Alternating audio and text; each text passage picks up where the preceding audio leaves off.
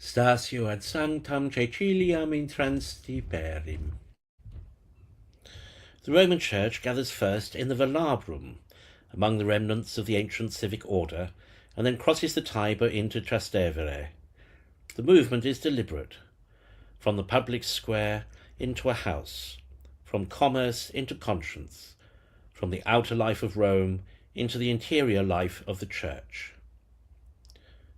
For the station today is not simply dedicated to Saint Cecilia, it stands upon the site of her home. Excavations beneath the basilica reveal a 2nd century Roman domus. By the early 5th century, this house was known as the titulus Caeciliae, one of the earliest parish churches of the city.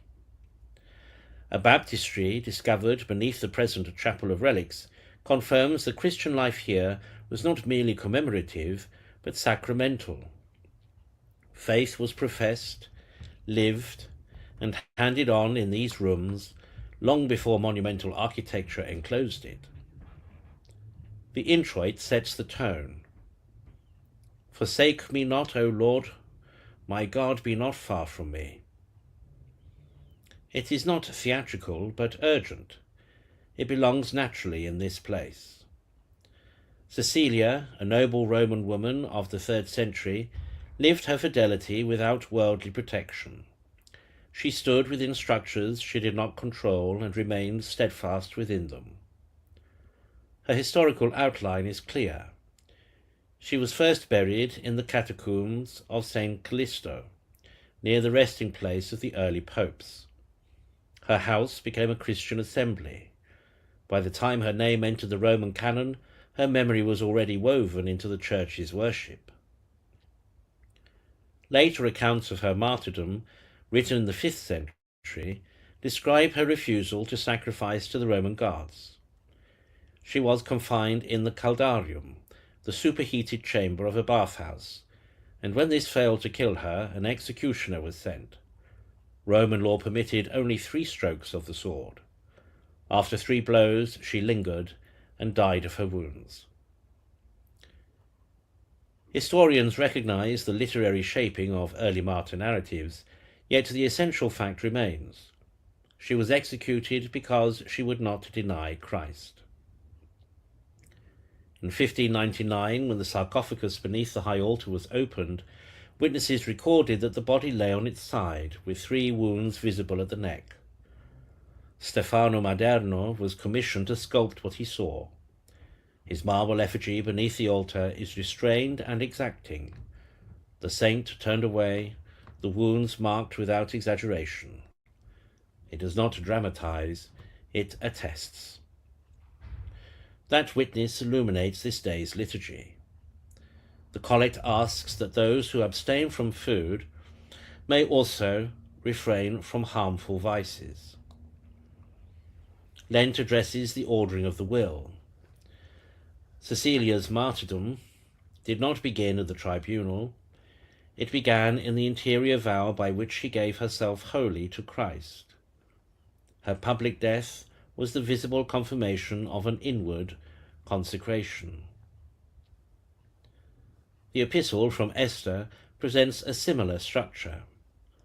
The Jewish people face annihilation under a royal decree. Mordecai prays. Esther risks her life by approaching the king unsummoned. Her courage is not impulsive, but grounded in covenant fidelity. Through her intervention, destruction is averted. The Church reads this passage here because the parallel is real. Esther stands before imperial authority to preserve her people. Cecilia stands before Roman authority to confess her Lord. In both cases, fidelity precedes deliverance. In Cecilia's case, deliverance does not come in the form of earthly rescue, but in perseverance unto death. Then the Gospel. Behold, we go up to Jerusalem. Christ announces plainly what awaits him: betrayal, condemnation, scourging, crucifixion. Immediately ambition services in the request for places of honour. Christ responds with a question: can you drink of the cup that I shall drink? In biblical language, the cup signifies participation in one's appointed share, often a share in suffering permitted by God. To drink Christ's cup is to share in his passion. Here the Station finds its clarity. The altar above Cecilia's tomb makes present the sacrifice Christ foretells. Beneath that altar rests one who accepted death rather than renounce him. The Gospel speaks of the cup. The martyr beneath the altar reveals what it means to receive it.